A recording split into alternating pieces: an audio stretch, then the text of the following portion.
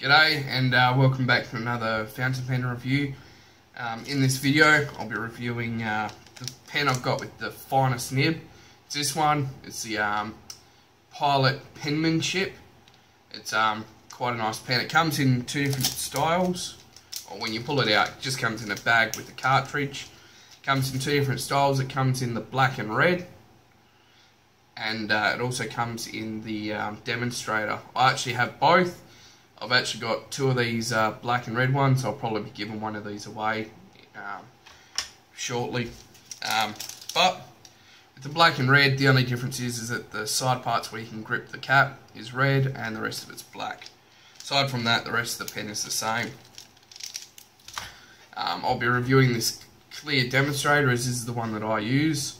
Alright, so let's talk about, you've got a bit of a weird bulb shaped cap. It's a very small cap. It's only this top section.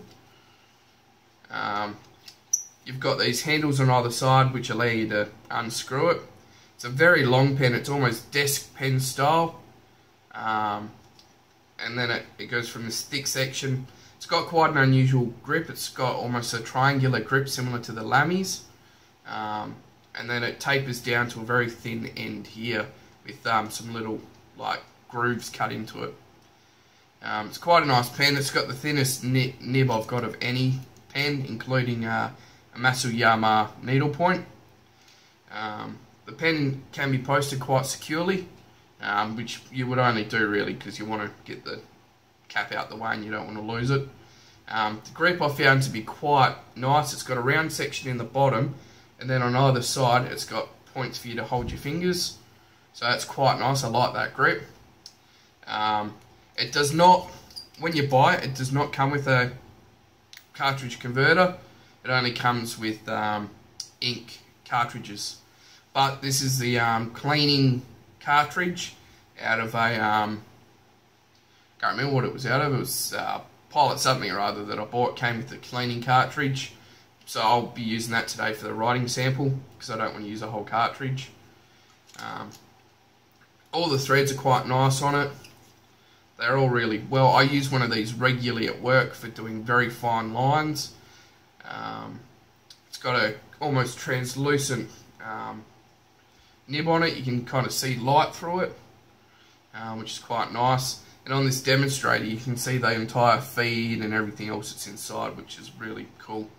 The nib is a basic steel nib with an extremely fine nib on it. It's a Japanese extra fine.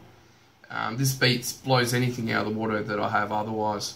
It's not a dry nib, it's quite wet still, but it allows a very fine line which dries quite quickly. These are very nice pens. They're very cheap, I think about $15. And you can, I've also been told that apparently these nibs will fit in the, I think it's the Pilot Prera, so you can always pull the nib out if you like it and put it in one of those pens. You'd have to do a bit of research, but I'm pretty sure it was the Prera that the guys were putting it in. The nib has a fair bit of a drop down to the threads here, and then the nib itself, almost reminiscent of a technical pencil or an architecture's pencil, where it drops down and allows you to see exactly where you're drawing. I quite like this. It's good for drawing, good for paper that feathers or bleeds through quite easily, as it doesn't lay down too much ink to cause that.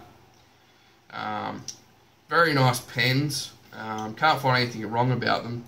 I like to use mine as is just because it fits in my pocket quite easily because it's quite thin and very easy to use. Bit of an attention grabber.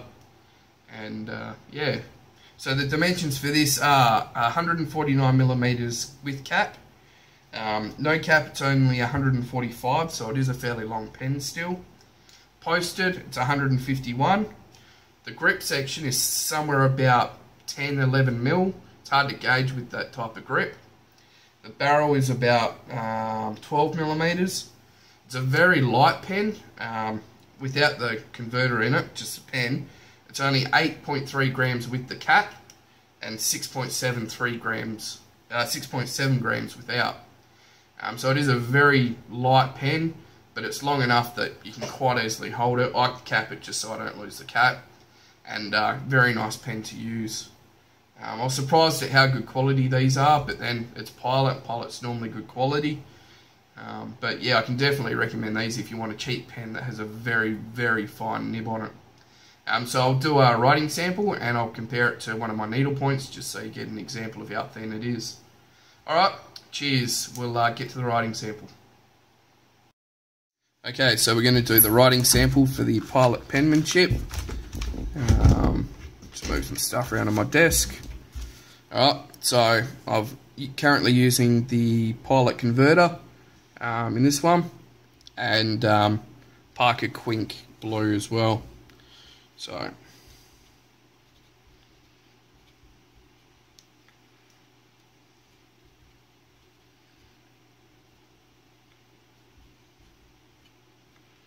and this is the Pilot penmanship, which you can probably just make that out in this. I said this is a very fine nib. Do a bit of writing sample.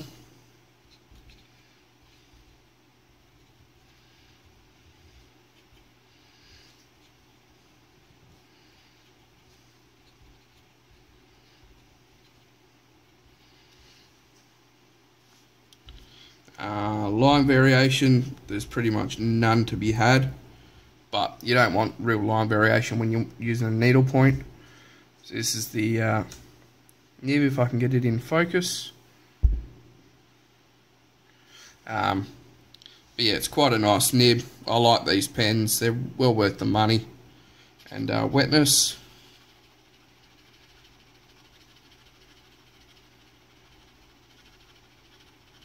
It's not the world's wettest pen, but it lays down a little bit of ink, which is quite nice. So these pens are quite good. I'll do a quick comparison. I'll grab out my Edison.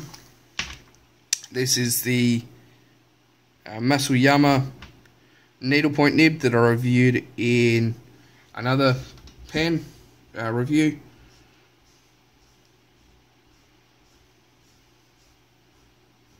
And that's the Mike Masuyama needlepoint. I'll compare that to this Japanese extra fine.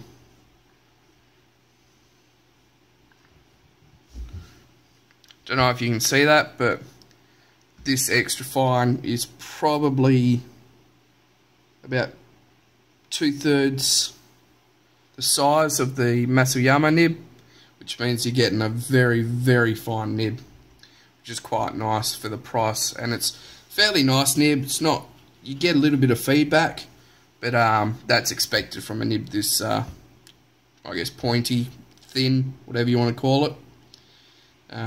So yeah, there we go.